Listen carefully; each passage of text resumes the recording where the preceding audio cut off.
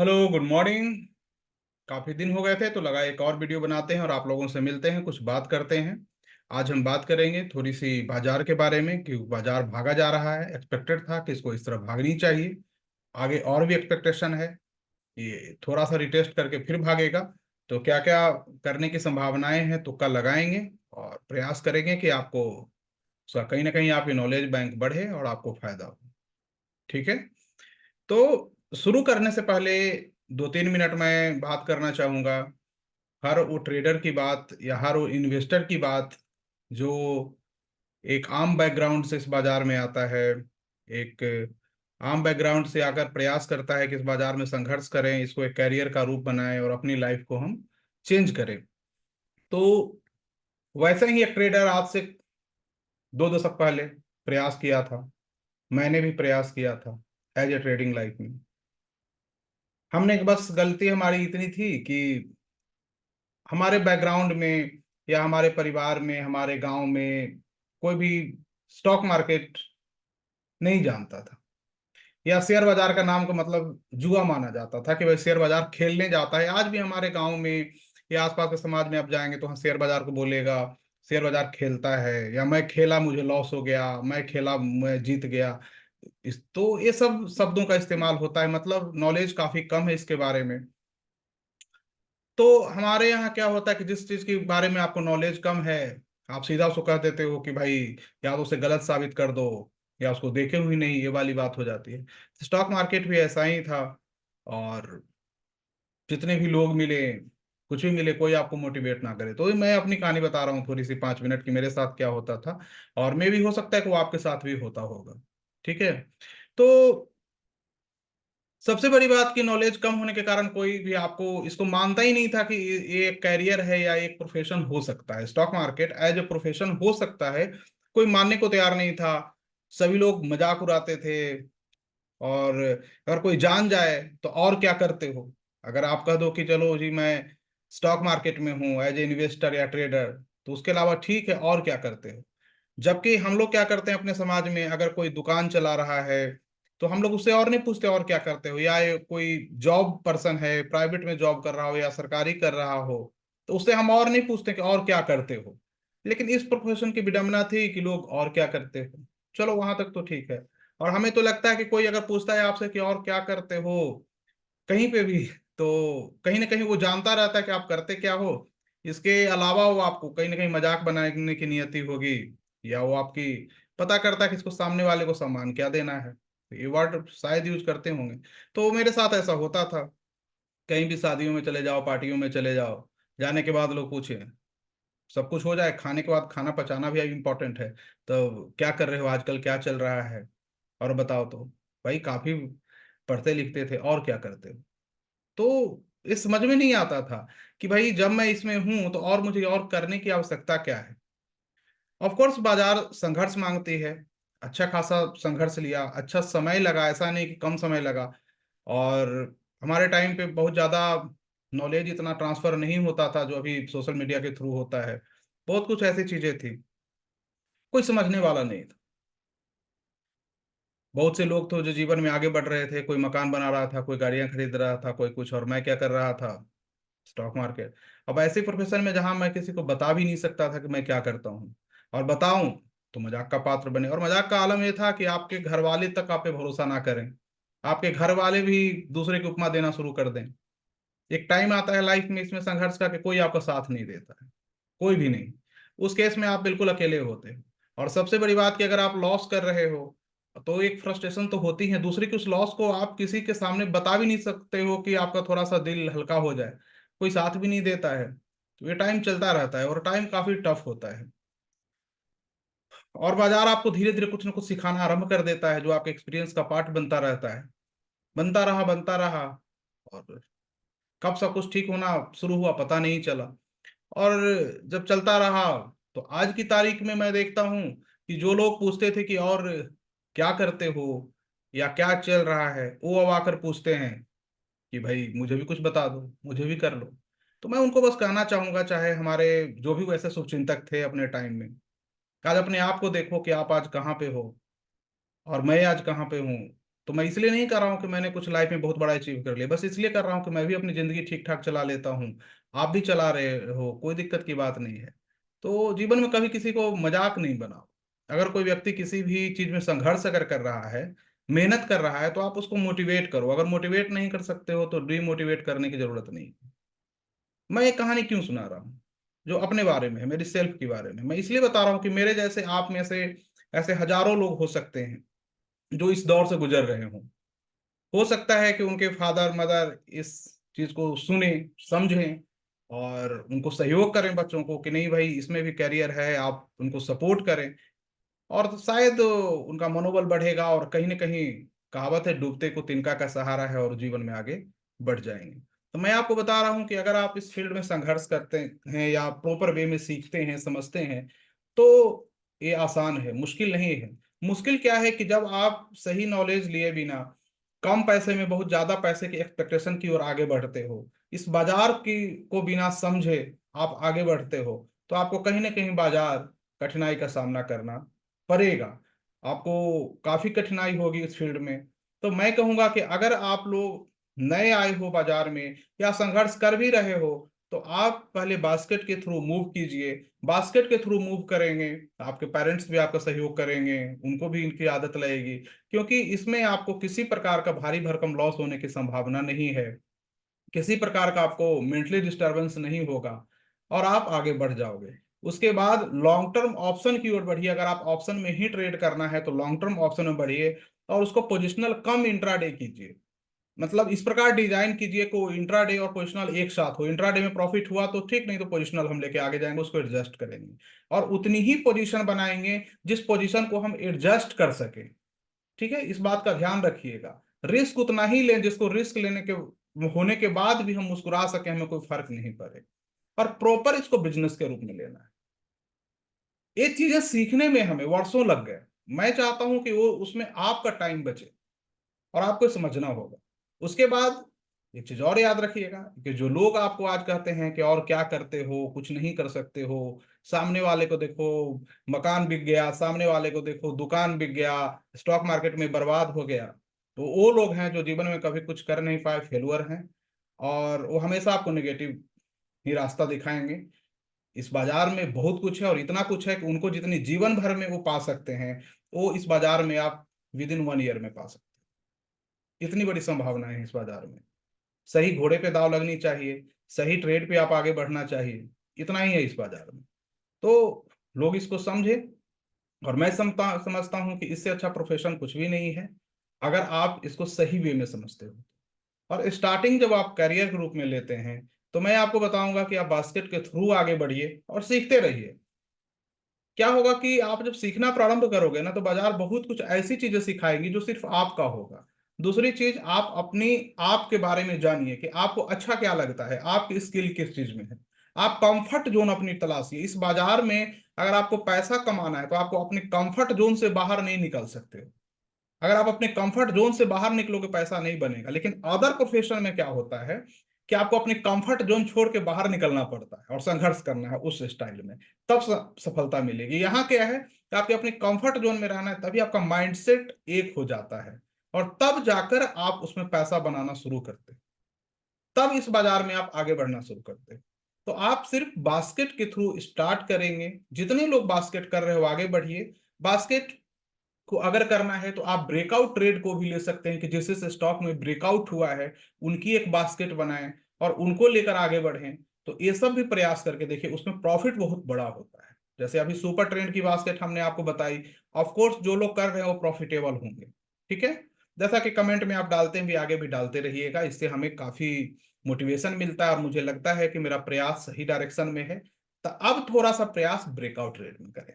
एक मंजिल आप पा लिए, अपने आप को आपने प्रॉफिटेबल बना लिया। अब यहां से करो कि आप ब्रेकआउट ट्रेड की ओर आगे बढ़ो। ब्रेकआउट ट्रेड में क्या होगी कि जो अभी परसेंटेज ऑफ प्रॉफिट आपको जो थी उससे ज्यादा हो जाएगी, मतलब डबल के आसपास हो जाएगी। जो आप अभी 5% कर रहे हो तो 8% 10% तक जाएगी, ऐसे चली जाएगी। तो उसको आप ट्राई करके देखिए, आपको बहुत मजा आएगा और आपको लगेगा कि हाँ मैं सही ट्रैक में हूँ। और मैं अपनी स्टाइल जैसे बता दूं, बीच बीच में मैं अपने बारे में ही बता रहा हूँ क्योंकि आज कुछ सिखाने का मूड नहीं है, बस अपनी एक्सपीरियंस शेयर कर रहा हूँ थोड़ी सी, और उन लोगों को संदेश देना चाहता हूँ जो संघर्ष के टाइम पे शेर बना फिरते थे, फ्री में उंगली किया करते थे, परेशान किया करते थे। पता नहीं मैं उनका क्या लेकर चला गया था। मतलब कहीं पार्टियों में चले जाओ तो लोग बैठने के लिए ना पूछें, वो स्थिति होती थी। मैं जब जमीनें बेचता था अपनी, इत्तेफाक था, मैं कर्ज नहीं मांगता था। मेरी आदत नहीं थी कि मैं किसी के सामने कर्ज मांगू। लोग हैं यहाँ की, थोड़ा सा आपके पास कुछ हुआ नहीं कि कर्ज मांगने पहुंच जाएंगे। पर मेरी आदत तो नहीं थी कर्ज मांगने की। तो मैं क्या करता था कि अपनी, मेरे पास कुछ था भी नहीं, मैं किसी से कर्ज लेता तो लौटाता कैसे उस टाइम पे। तो मैं, मेरे पास पुश्तैनी जमीनें थी, मैं उसको बेचने का निर्णय ले लेता था। और इस तरह मैंने 3 बार बेची, एक एक डेढ़ डेढ़ साल का गैप लेके। क्योंकि अब सवाल था कि अगर हम किसी से कर्ज ले भी लेते तो लौटाते कैसे। मेरी एक आदत है कि अगर आप किसी को टाइम दी तो उसे फेल नहीं कर सकते हैं। तो मैंने जमीनें बेचना शुरू कर दिया। अब मैं जब जमीनें बेचता था पुश्तैनी, तो ऑफ कोर्स मैं जानता था कि वो मेरे लिए बड़ा कठिन निर्णय था। वो मेरे लिए बड़ा कठिन निर्णय था जमीनें बेचना। और उसके साथ ही साथ था कि जमीन बेचने में रजिस्ट्री जो करनी होती थी, मेरे नहीं, मेरे पिताजी के नाम पे थी। तो उनको जाकर रजिस्ट्री ऑफिस में देखना मेरे लिए बड़ा दुख का अनुभव होता था। ये मेरे लिए था। बट उसके बाद लोग आते थे एडवाइजर, क्यों जमीनें बेच रहे हो, क्यों ये कर रहे हो। वो मेरे शुभचिंतक नहीं थे, वो बस मजे लेते थे लाइफ का।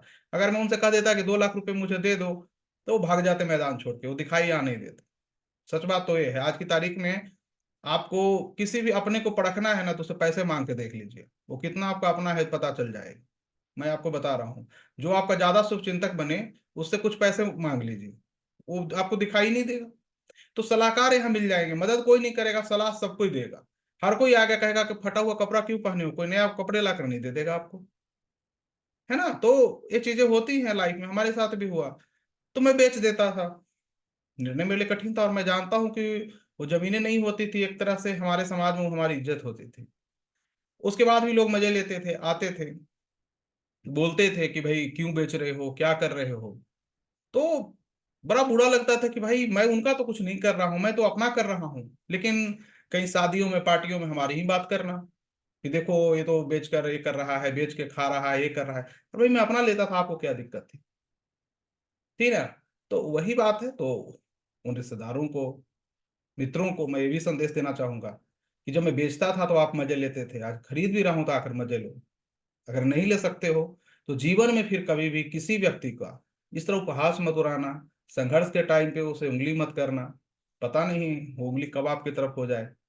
बट मैंने कभी किसी का बुरा नहीं किया। आज भी मेरे पास जो लोग आते हैं, मैं उनकी मदद करता हूँ, उनका भला करता हूँ। क्योंकि मैं वो टाइम जानता हूँ, वो वक्त मेरे से गुजरा है। मैं जानता हूं कि मेरे टाइम पे ऐसा हुआ, मैं भी अगर ऐसे ही करूं तो मेरे और उनमें क्या फर्क रह जाएगा। ये फर्क हमेशा रहना चाहिए। और इसके कारण मैं हर किसी को माफ कर दिया। वैसे मैं मानता हूँ माफ करने का अधिकार तो ऊपर वाले को है, इंसान इतना बड़ा हो ही नहीं सकता है किसी को माफ कर दे। बट फिर भी मैंने भूलने की कोशिश किया है। बट क्या है, जख्म बहुत गहरे होते हैं, कभी कभी बाहर आ जाते हैं। तो इस स्टोरी में इसलिए आपको बता रहा हूं कि शायद आपके लोगों के साथ भी हो रहा होगा। तो जब ये हो रहा हो, तो आप मुझे देखना कम से कम, और ये देखना कि मैं कर सकता हूं तो आप क्यों नहीं कर सकते। ऐसा क्या है जो आप नहीं करोगे। बट शर्त इतनी है कि आप सही डायरेक्शन में जाओ। इस बाजार में क्या है कि गाइड करने वाले कम हैं, आपको मिसगाइड करने वाले ज्यादा हैं। और मिलेंगे। हर जहां पे भी पैसा होगा, जहां पे भी मनी इन्वॉल्व होगी, वहां ये प्रॉब्लम आएगी। कोई आएगा आपको रातों रात कोई ऐसी स्ट्रेटजी देगा जिससे आप करोड़पति हो जाओगे। कोई आएगा कहेगा कि चलो 2 4 दिन में मैं आपको बना दूं। ऐसा नहीं है साहब। इसमें समय लगता है, साल डेढ़ साल आपका वक्त लगेगा, साल डेढ़ साल आपको इसमें मेहनत करनी होगी। और सही प्रॉपर वे में जब आगे बढ़ोगे, तो पहले आपकी लॉस रुकेगी, फिर कभी प्रॉफिट, कभी लॉस की सीमा पे आएंगे, फिर छोटे छोटे प्रॉफिट आएगी, फिर आपको मीडियम आएगी, फिर आपको बड़ा प्रॉफिट आएगा। और तब आप चलना नहीं, दौड़ना सीख जाओगे, और 10 आदमी को दौड़ाना भी सीख जाओगे। तो यही जीवन है। तो ये टाइम जो हमारे साथ गुजरा है, मैं समझता हूं कि जो भी मिडिल क्लास का आदमी होगा, जिसके पास पैसे कम होंगे, उस व्यक्ति के साथ टाइम गुजरेगा, ये टाइम आपका टेस्ट लेगा। मैंने पहले भी कहा है कि यहाँ आपके माइंड का और आपके पैसे का एक बेमिसाल टेस्टिंग होगी बाजार के द्वारा। बाजार आपका चुनाव करती है कि आपको पैसा देना है या नहीं देना है। क्योंकि इस बाजार में लाखों करोड़ों माइंड लगे हुए हैं, और सबका एक ही ध्येय है, आपका पैसा लेना। वो आपके पैसे लेने के लिए लगे हैं। तो मेरा मानना है कि आपकी सारी एनर्जी इस बात पे लगे कि मुझे अपना पैसा बचाना है। सेविंग पे फोकस रखिए कि अपना पैसा मैं कैसे बचाऊंगा, हेज के थ्रू, बास्केट के थ्रू, चार्ट ट्रेडिंग को मोस्टली पढ़ के, डाटास को देखकर, बहुत सारी चीज को इंफॉर्मेशन कहीं से मिले, वो सारी चीजों को एक निचोड़ बनाकर आपको उनसे बचना है बस। अगर आप पैसा बचाना सीख गए तो पैसा कमाना भी सीख जाएंगे। ये बाजार का नियति है। कहता है कि एक बार जब आप ट्रेड में होते ही हो तो एक बार आपको या तो लॉस होगा या प्रॉफिट होगा। ठीक है। तो अगर आपने लॉस को रोक लिया तो बाजार फिर सिक्के के दूसरे तरफ जाएगा और आपको प्रॉफिट देगा। यही बाजार के आज बास्केट में आप लोग प्रॉफिटेबल हो, क्यों हो? क्योंकि आपने लॉस पे फोकस किया ना, आपने आपको डाइवर्सिफाई कर दिया, अपने आप को लॉन्ग टर्म कर दिया, अपने को जीरो की संभावनाओं से बाहर निकल गए, जीरो सम गेम से बाहर निकल गए, मार्केट पैसा देने लगा। ऐसा क्या मैजिक हुआ कि 6 महीने के अंदर ही आप लोग प्रॉफिटेबल हो गए जो 6 साल से संघर्ष कर रहे थे? कोई जादुई छड़ी तो हमने, कोई जादुई चिराग तो नहीं दी थी आपको। हमने बस अपनी लॉस की जो एक्सपीरियंस थी वो आपके साथ शेयर किया कि देखो इस प्रकार लॉस होती है, इस रास्ते से प्रॉफिट हो सकती है, और देखो बदलाव हो रहा है। और जितने लोग कर रहे हो आप में बदलाव हुई है और आगे भी होगा। मैं आपको ये बता रहा हूँ, ये भ्रम में कोई ना रहे कि आप ऑप्शन की ट्रेडिंग करते हो तो बहुत बड़ा पैसा कमा सकते हो। इसमें ना रहिए। तुक्का कभी कभी लग जाना, किस्मत लग जाना बात अलग है। लेकिन जनरल बिजनेस की तरह देखें तो आप इक्विटी में भी जाते हैं बास्केट में तो उससे कम अर्निंग नहीं हो सकती है, इवन कुछ मामलों में उससे ज्यादा ही अर्निंग होनी है। इस बात को समझिएगा।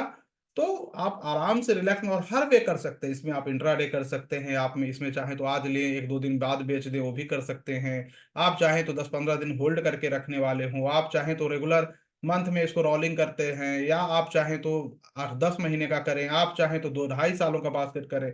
ये आपके ऊपर है। आपका इमोशन जहां टच करता है, आपकी जहां आवश्यकताएं हैं कि मुझे कुछ अपनी डेली नीड के लिए भी पैसे चाहिए मंथ में या 2 मंथ में, तो इस प्रकार से भी आप डिजाइन कर सकते हैं। हाँ, पीएनएल होता है, इसके एक क्वार्टर में देखनी है, क्योंकि आप इक्विटी में हो तो एक क्वार्टर में आपने क्या प्रॉफिट लॉस किया ये देखना है।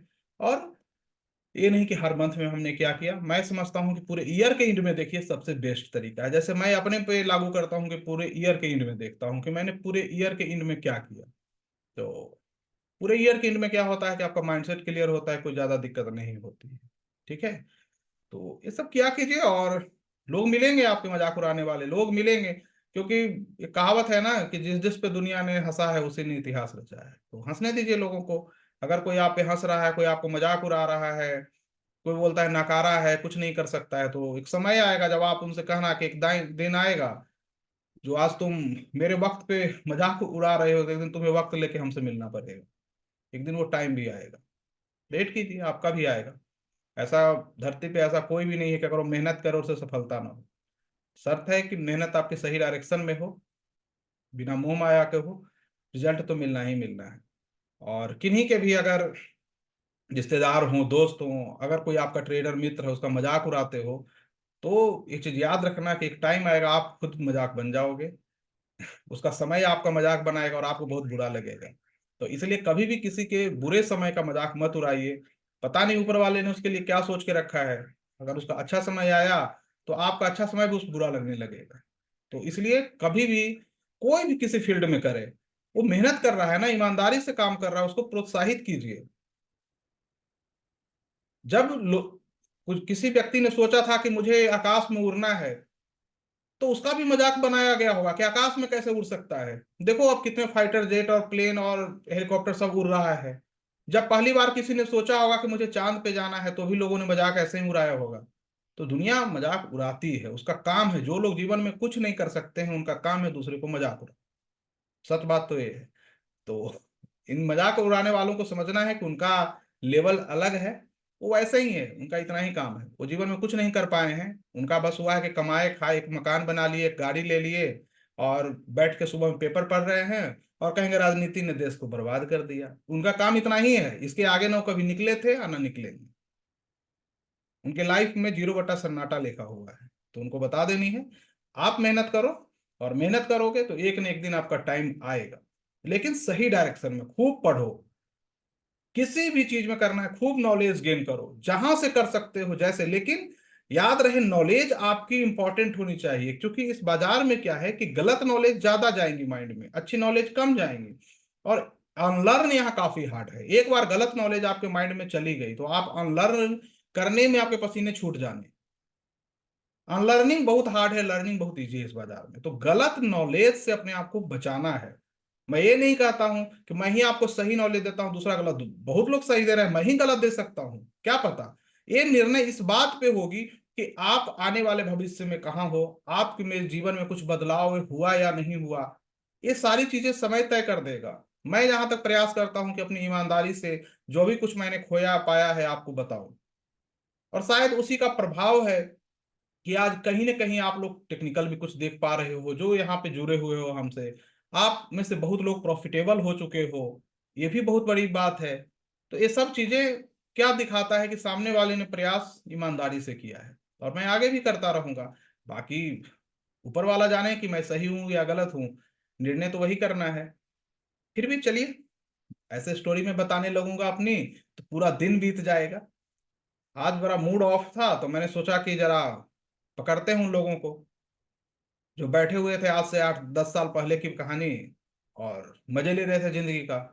तो मैं उनको कहना चाहूंगा कि किसी का भी इस तरह से मत लो। जिंदगी बहुत डायनामिक है, चेंज होती है। कब ताश का पत्ता पलट जाए और आप इक्का से जोकर बन जाओ, कौन जानता है। तो इसलिए कभी किसी का मजाक मत उड़ाइए। जो कोई भी व्यक्ति अगर वो काम कर रहा है, कोई सीखने का प्रयास कर रहा है, किसी फील्ड में वो मेहनत कर रहा है, उसे करने दो, उसको प्रोत्साहित करो। तुम उस नॉलेज को नहीं जानते हो तो तुम उसका मजाक नहीं उड़ा सकते हो। तुम आज जीवन में कहीं पे पहुंच गए हो, कहीं अच्छे जॉब में चले गए हो या अच्छे बिजनेस कर लिए हो, तो इसका मतलब ये नहीं है कि सामने वाला जो तुम्हारा मित्र है, तुम्हारा रिश्तेदार है, वो नहीं कर सकता है। अगर तुम उसकी मदद नहीं कर सकते हो तो उसका कम से कम मजाक तो मत उड़ाओ। जमीनें मैं बेचता था, पर परेशानी तुम्हें होती थी। अरे यार, मैं अपना बेच रहा था, मैंने तुम्हारे सामने कर्ज मांगने गया था क्या? कोई बताए हमारे कोई भी रिश्तेदार हो चाहे कोई मित्र हो कि मैंने जिससे कर्ज मांगा हो आज तक? खुददारी भी तो पैदा करो इस प्रकार। हाँ, मैंने जमीनें बेच दी। हाँ, मैं अभाव में रहा था, कष्ट हुई थी मुझे, क्या फर्क पड़ता है? मुझे हुआ था, मैंने तुम्हारे सामने मांगने तो नहीं गया था। तुम मजे ले रहे थे तो लो मजे और लो। अब अपने आप से सवाल करो। तो जीवन में कभी भी किसी का मजाक नहीं उड़ाना है। और मैं ये अपने बारे में क्यों बता रहा हूँ, इसलिए कि बस आप लोग के भी कोई रिश्तेदार ऐसे हों, आपके भी कोई ऐसे मित्र अगर आप लोग साथ करते तो वीडियो देखें, उनको समझदारी ज्ञान की बत्ती जले, उनको समझ में आए कि नहीं ऐसा नहीं करना है। वरना इसका जिस दिन वक्त बदला तो सब कुछ बदलने वाला है, और बदलेगा, क्यों नहीं बदलेगा, जरूर बदलेगा। इसमें तो कोई असंभव जैसी बात ही नहीं है। सामने वाला ईमानदारी से मेहनत कर रहा, वक्त कैसे नहीं बदलेगा। संघर्ष की आग इतनी तेज कर दो ना कि पत्थर भी एक दिन पिघलेगा। मैं तो इतना जानता हूं, तो करना पड़ेगा ना। जितना हारो उतना ही संघर्ष करो, जितनी चोट लगे उतना ही उठ खड़े हो। देखते हैं जरा समय को, मजबूर हो जाएगा वक्त आपको आगे बढ़ाने के लिए, लेकिन सही डायरेक्शन में। सही डायरेक्शन क्या है? आप लॉन्ग टर्म सोचो। आप स्टार्ट इक्विटी के रूट से करो। ऑप्शन में अगर करना है, ऑप्शन में अगर करना है, दिल ऑप्शन में ही लगता है तो हेज के थ्रू जाओ। नहीं, ऑप्शन बाइंग में ही दिल लगता है, लॉन्ग टर्म हेज के साथ जाओ, लॉन्ग टर्म ऑप्शन के साथ जाओ। क्यों? क्योंकि ऑप्शन बिहेवियर कहती है कि लॉन्ग टर्म ऑप्शन की प्रीमियम तब तक उसकी गलना पूरी स्पीड में स्टार्ट नहीं होगी जब तक उसकी एक्सपायरी हाफ पे नहीं आ जाएगी। ये ऑप्शन की मैथ में साफ साफ है। जाकर देख लो, ट्राई करके देख लो, किसी ऑप्शन को टारगेट करके कैसे प्रीमियम गल जाएगा, हम भी तो देखें। बहुत स्पीड, कम स्पीड, तो इतना फेवर है तो उसमें वो जाए। बाकी चीजें छोड़ देना, बाकी आपके लिए नहीं है। इतना करो, उसके बाद जब जीवन में आप सीख लो, 3-4 साल 5 साल वक्त लग जाए बाजार में, जो करना है करो। फिर न मेरी सुनो न किसी की सुनो, आप सबको सुनो। मैं तो इतना ही कहता हूं, मैं इससे आगे तो कहीं कुछ नहीं कह रहा हूं। पर सीखो। आज आप ही में से जो लोग बास्केट कर रहे हैं प्रॉफिटेबल हो गए ना, प्रॉफिटेबल हुए ना। जहां आप लॉस करते थे महीने में 8,000 10,000 20,000, आज आप कमा रहे हो। कैसे हुआ ये? कोई मैजिक था या कोई जादू था?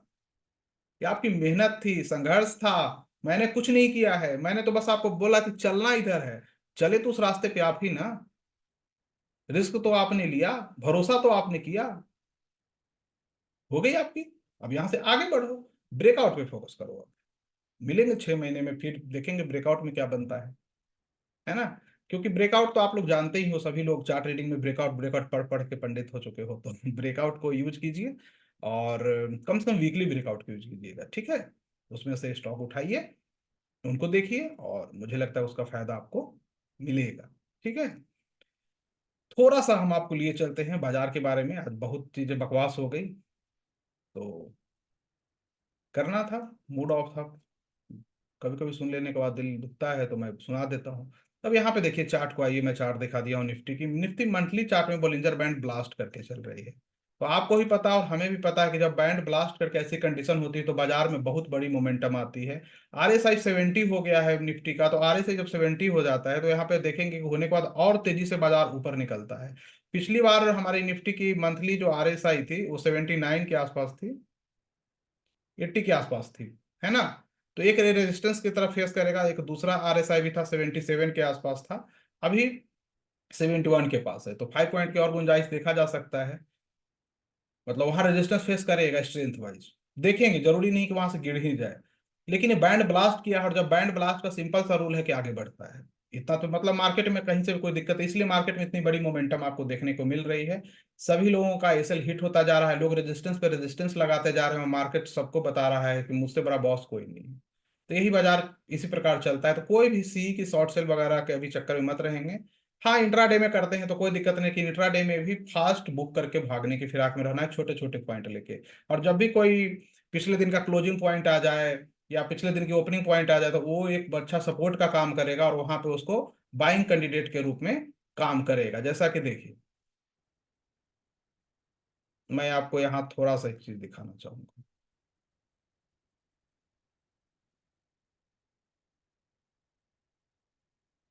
इसको हटा देते हैं ताकि आपको समझ में आएगा, ठीक है। अब देखिए, एक कल की थी कैंडल, कहाँ लो है? 21,234। इसकी क्लोजिंग कहाँ है? 21,206। तो जब भी इस तरह से हो कि गैप अप हो और गिर के बाजार इस क्लोजिंग प्राइस के आसपास आने लगे पिछले दिन का, तो वो एक अच्छा सपोर्ट का काम करता है। तो उससे 15-20 पॉइंट पहले ही आप एक्शन ले सकते हैं, और लो कैंडल के नीचे से तो तेजी से निकलता रहेगा, और जल्दी नीचे नहीं आता है, क्योंकि ये आएगा सपोर्ट की तरह काम करेगा। या ऐसी बाजार में कोई भी शॉर्ट सेल की पोजीशन लेनी है तो 3 कैंडल बन जाने दीजिए, उसके बाद ही डिसाइड कीजिए। नहीं तो क्या होगा, बड़ा ट्रैप करेगा। या आप कोई पैटर्न बन गया ओपन हाई वगैरह, मैं कहता हूँ शॉर्ट सेल से बचिए, जब पूरी कंफर्म दे दे तभी आप शॉर्ट सेल करेंगे, क्योंकि मंथली टाइम पे ब्लास्ट है। ये तो हो गई इसकी बात। अब थोड़ा सा हम लोग एक अलग बात कर लेते हैं कि जब पूरे मंथ बाजार ऊपर होती है, तो लास्ट में जैसे 20 तारीख के आसपास एक्सपायरी के पहले थोड़ा सा 1-2 दिन के लिए गिरावट आपको देखने को मिलती है। तो उसके लिए भी रखिएगा तैयारी कि अगर कुछ ऐसा गिरावट मिलता है तो फिर से वो बाइंग अपॉर्चुनिटीज के लिए होगी, कि नीचे कहीं मिल गया तो फिर से बाइंग, फिर ऊपर निकाल देगा। और उसके साथ है कि ईयरली क्लोजिंग, मंथली क्लोजिंग एक ही दिन हो रही है, इस बात का भी ध्यान रखिएगा इस बार। तो वोलेटिलिटी आपको 29 को देखने को मिलेगी, 28 को शायद हमारी एक्सपायरी है, और देख लीजिएगा आप लोग। और 29 को हमारी मंथली और ईयरली क्लोजिंग है, क्योंकि 30 और 31 को सैटरडे और संडे हो जा रहा है। तो 29 को आपको वोलेटिलिटी देखने को मिल सकती है, इस बात का ध्यान रखिएगा, चूंकि ईयरली कैंडल की क्लोजिंग होगी और मंथली कैंडल की भी क्लोजिंग होगी। तो उस दिन आप लेवल 2 की हेजिंग सी पी बाइंग वाली कर सकते हैं, लॉन्ग टर्म वाले में। शॉर्ट टर्म वाले ऑप्शन में नहीं, मंथली वीकली पे अवॉइड कर दीजिएगा। तो उसमें आप देख सकते हैं, वहां पे आपको कहीं ना कहीं कुछ शायद मिल जाए।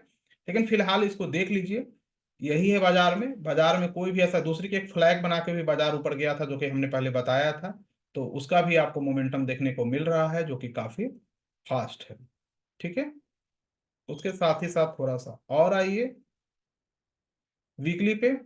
काफी अच्छा स्ट्रेंथ से बाजार आगे जा रहा है, कहीं से भी बाजार में कोई गिरावट आपको नहीं दिख रहा है वीकली पे। बैंड ब्लास्ट, और जो लोग बैंड ब्लास्ट को ट्रेड करते हैं उनको बैंड ब्लास्ट की पावर पता है। तो जब तक ये बैंड ब्लास्ट है, कोई पोजिशनल शॉर्ट के बारे में करना तो दूर, सोचना भी गुनाह है ना।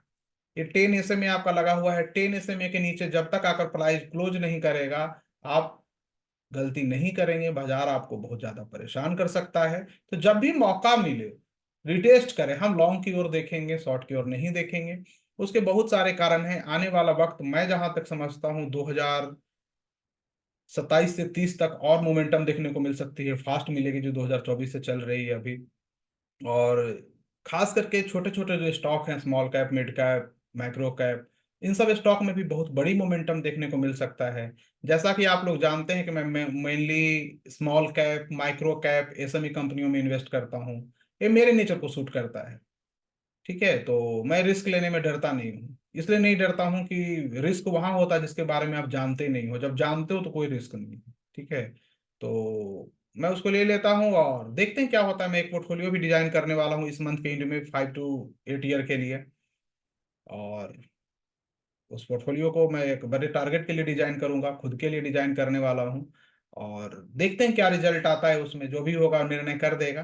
तो मैं डिजाइन करने के आफ्टर 30 डेज मैं आपको डिस्कस करूंगा कि क्या क्या चीजें मैंने देखा था, कैसे देखा था। जब अगर आप रिक्वेस्ट करेंगे तो मैं उसको भी कर दूंगा, लेकिन 30 दिनों के बाद। क्योंकि अगर कोई भी स्टॉक मैं लेता हूँ तो मुझे 30 दिन तक कम से कम उसको कूल ऑफ के लिए अपने पास रखना, उसके बाद ही मैं कहीं डिस्कस कर सकता हूँ। या फिजिकल क्लास में आएंगे तो वहीं पे मैं डिस्कस कर लूंगा, यहाँ रहने दीजिए, ठीक है।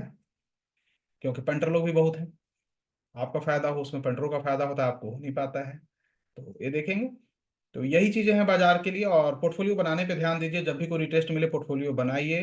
वो कम से कम पोर्टफोलियो का 30-40% पार्ट बना लीजिए, बाकी वेट कीजिए कहीं डाउन ट्रेंड मिलेगा, मार्केट के सारटी आ जाएगी 0.859 के पास तो वहां बना लेंगे। लेकिन कुछ पार्ट रखें ताकि रैली को हमारी छूट ना जाए, कुछ रहे हमारे पास। क्योंकि मैं देख रहा हूँ कि लार्ज कैप वगैरह तो मूव किए हैं और स्मॉल कैप और ये सब मूव नहीं किए हैं। दूसरी चीज एक और बताता हूँ फंडामेंटल की। फंडामेंटल में बहुत लोग, आप लोग पी देखते हैं, ठीक है, कि इसकी पी ज्यादा है, पी कम है। अब उसी पे एक बड़ा ही अच्छा टॉपिक सुना देता हूँ, बात हो गई है तो थोड़ा सा समझ लीजिए पी के बारे में। याद होगा आप लोगों को, जो पुराने इन्वेस्टर हैं, 2018 से 20 की बात मैं कर रहा हूँ, 2018 से 20, हाँ। उस समय निफ्टी की पी 30+ चली गई थी, ठीक है। तो लोगों ने वहां पे बड़े बड़े सुरमा आ गए थे।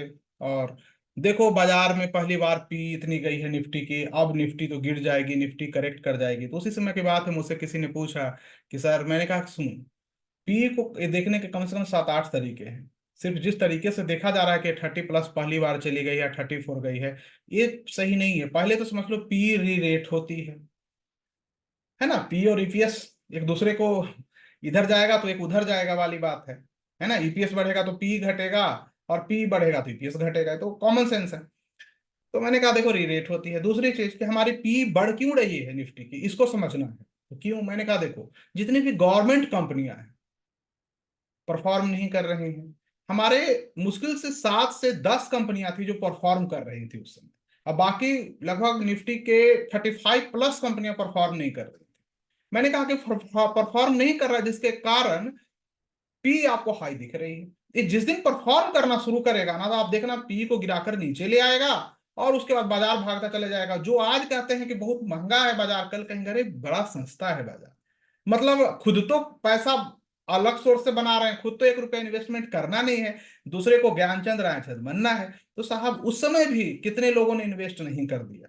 उसके बाद जब निफ्टी गिर रही थी, 7500 तक आया था, तो वहां पे भी कुछ सूरमा लोग आ गए थे, वो 6,000 आएगी, 4,000 आएगी करके लोगों को इन्वेस्ट नहीं करने दिया, कितने की पोर्टफोलियो बिकवा दी। नहीं कर पाए, लोग देखते रह गए। लोग उसके बाद जब ऊपर जा रहा था तो वहां पे हमारी वीडियो बनी थी, आप जाकर देखिएगा उस टाइम के 2020 वाली। मैंने साफ कहा था कि निफ्टी जितना गिर के आई है, एक ही साल में अपनी जो हाई है उसके पास जाएगी। लोगों ने कहा कैसे सर, मैं कहा निफ्टी का नेचर है, जब गिरती है तो 8-9 महीने से ज्यादा गिरावट नहीं रहती, फिर ऊपर आ जाती है। और आप देखिए फिर ऊपर जाना शुरू कर गया। लोगों को मैंने साफ कहा था कि बुलाती है मगर जाने का नहीं, मतलब कितना भी कोई बेचने को है, बेचने का नहीं। बढ़ता रहा। उस समय छोटे छोटे स्टॉक के हम लोगों ने डिस्कस किए थे, चार्ट वगैरह बहुत सारे थे। बहुत, उसमें से मुझे लगता है 10-15% चार्ट नहीं, 10% नहीं चले, बाकी सबके सब क्या गुना हुए नहीं गुना हुए आप बता देना। वो भी चल जाने आने वाले वक्त में, अगर चार्ट सही है तो थोड़ी कंपनी सही होनी चाहिए। अब लंबे समय में क्या होता है, बहुत सारे उतार चढ़ाव होते हैं, तो वो भी चल रहे हैं, कोई दिक्कत की बात नहीं है। अब क्या है, अब पी जाकर देखिए 24 के आसपास है। ऐसा क्यों हुआ? ऐसा इसलिए हुआ कि अब आप देखेंगे गवर्नमेंट की जितनी कंपनियां परफॉर्म करना शुरू के आगे बढ़ रहे हैं, अब आने वाले वक्त फिर आईटी की परफॉर्म करेंगे, फिर मेटल सेक्टर परफॉर्म करेंगे, तो ये चलेगा। और जब आप सोचो कि जब ये 50 के 50 करने लगेंगे, या उसमें 45, तो नजारा क्या आने वाला वक्त इंडिया का है।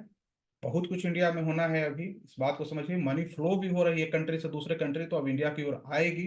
जापानीज मार्केट से यूएस मार्केट, यूएस से चाइनीज मार्केट, तो इंडियन मार्केट की ओर भी मनी फ्लो आना है। तो बहुत सारे फंडामेंटल स्टडी में आप जाओगे तो मेंटल वाली स्थिति हो जाती है, लॉट ऑफ चीजें पढ़नी पड़ती है। और आपको बियॉन्ड द लिमिट्स देखना होता है, आपको वो देखना होता है जो किताब नहीं बता सकती है, जो डाटा नहीं बता सकता, उसके आगे भी आपको अपनी थिंकिंग स्किल को डेवलप करके देखना होता है। तो ये सारी चीजें हो रही हैं, फिर भी हमें रोका जा रहा है ना। तो आप लोग थोड़ा समझदार बनिए। और इन्वेस्टमेंट पे फोकस कीजिए। आप अगर इन्वेस्टमेंट सही डायरेक्शन में करते हो तो एक टाइम आएगा कि वो थोड़ा वेल्थ क्रिएट कर लोगे, आपको कहीं से भी दिक्कत नहीं आएगी। और इन्वेस्टमेंट एक ही बार में नहीं करना है, पार्ट में करना है। जैसे मान लो कि अभी बाजार चल रही है तो हम चलो जी यहाँ पे लगे कि ट्रेन छूट ना जाए, 40% पोर्टफोलियो करेंगे, 60 वेट करेंगे। अब बाजार गिर जाती है नीचे, अब तो गिरने का पूरा वेट करेंगे तभी इन्वेस्ट करेंगे। या बढ़ के काफी ऊपर चल जा रही है तो फिर रिटेस्ट करेंगे तो इन्वेस्ट करेंगे, तब तो वहां पे हमें और फायदा, हमें लॉस तो होना ही नहीं है। क्योंकि जो राइजिंग कैंडिडेट में आप जब इन्वेस्टमेंट करते हो और एवरेज, तो आपको प्रॉफिट हमेशा होती रहती है। लूजिंग वाले में थोड़ा सा डाउट होता है। तो कंपनियां अच्छी चुननी है। जैसे केमिकल स्टॉक है, केमिकल स्टॉक पिछले 2 साल से कंसोलिडेशन पे है, हमें लगता है ब्रेकआउट उसमें भी होनी चाहिए, जैसे मेटल वगैरह ऐसा में हुआ, तो उसकी ओर भी देखना है। ऐसे ही बहुत सारी चीजें हैं। एआई स्टॉक देखिए, एआई में छोटे वाले देखें, बड़े वाले नहीं। मल्टी बैगर चाहिए तो छोटे वाले, छोटे में भी जिनका बिजनेस मॉडल वगैरह देख लीजिए, उसमें एक दो हिस्से ही हैं, खुद से स्टडी आप कर लीजिए। तो जिनके फ्यूचर में आने वाली है ग्रोथ, उन कंपनियों में जाइए, उनमें इन्वेस्टमेंट कीजिए, आपको कहीं ना कहीं बड़ा वेल्थ क्रिएट करके मिलेगा। और आप भी जितना भी कैपिटल उसके अकॉर्डिंग आगे बढ़ जाओ। ठीक है, तो इस चीज का ध्यान रखिएगा। और किसी के एडवाइस पे इन्वेस्ट नहीं करना है, खुद के एडवाइस पे करना है, खुद के स्टडी पे करना है। क्योंकि आपसे बड़ा कोई फंड मैनेजर नहीं है, आपसे बड़ा कोई इन्वेस्टर नहीं है। शर्त है कि आप अपने आप को जानो। आप जिस दिन अपने ब्रेन की पावर को जान जाओगे, आपसे बेहतर कोई नहीं है इस वर्ल्ड में। और आपकी पैसे की हिफाजत आपसे ज्यादा कोई कर ही नहीं सकता है, मैं तो ये मानता हूँ। क्योंकि जो आपका इमोशन आपके पैसे पे दूसरे व्यक्ति का नहीं होगा, तो आप उसमें भी मेहनत करो, एक टाइम आएगा निकल जाओगे। पर अगर ट्रेडिंग करते हो, बास्केट के थ्रू जाइए, पैसा बनाइए, उसके बाद आप जाइए इसमें लॉन्ग टर्म ऑप्शन की ओर जाइए या हेज की ओर जाइए।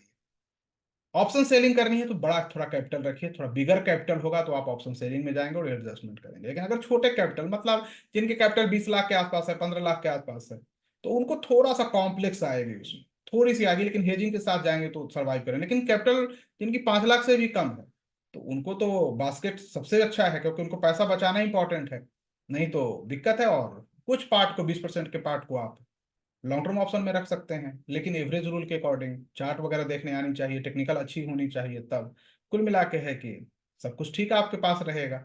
ठीक है, तो इतनी ही बात आपसे करनी थी। इसको बोलते हैं दिल की बात, और कुछ नहीं। तो दिल की बात ही आज, तो मैंने कहा कि आज बैठ के आपसे बात कर लेते हैं।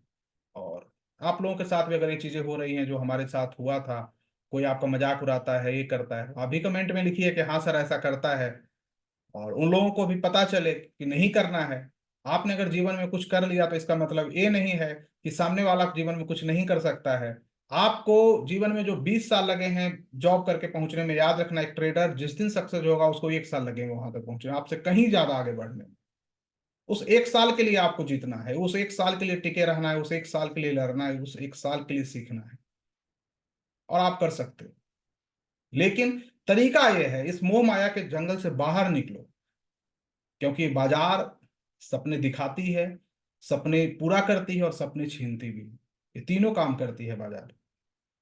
ये बाजार बहुत काइंड है, ये बाजार बहुत ही ज्यादा ब्रूटल है।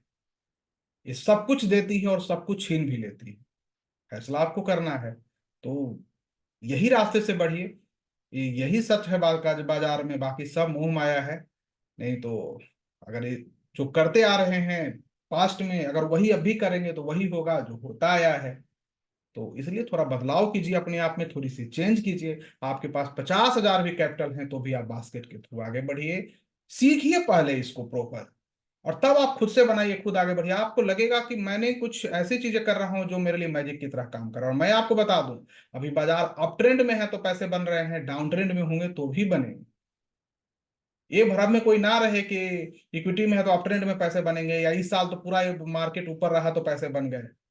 मार्केट पूरे साल नीचे रहे उसके बाद भी मैं बनाकर दिखाता हूँ, और आप लोग भी बनाकर दिखाओगे। रहो पूरे साल नीचे, साल 2 साल, मैं बनाकर दिखाता हूँ कैसे बनता है।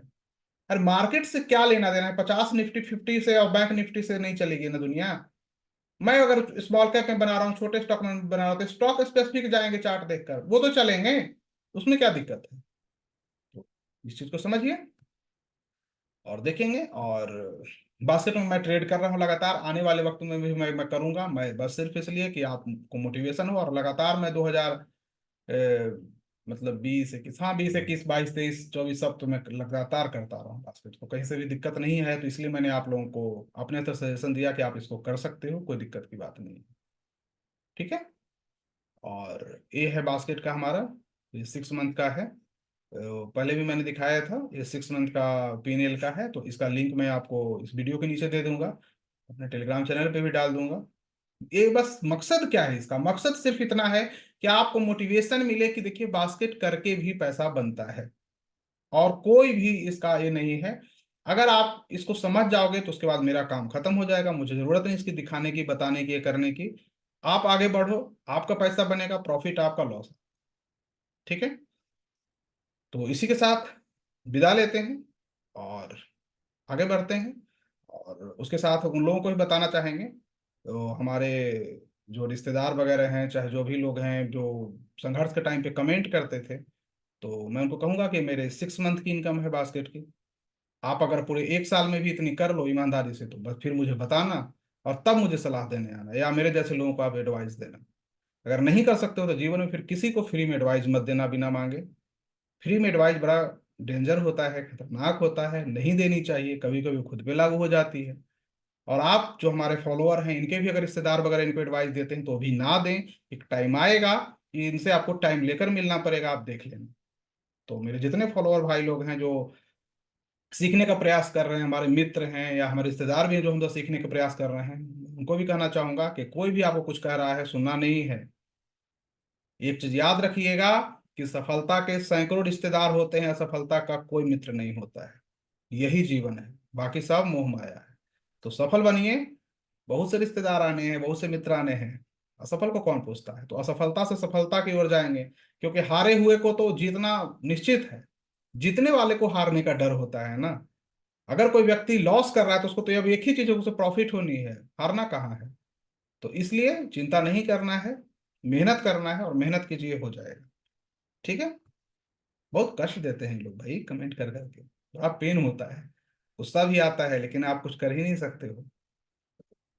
दिल की बात थी, मैंने आप सामने रख दी है।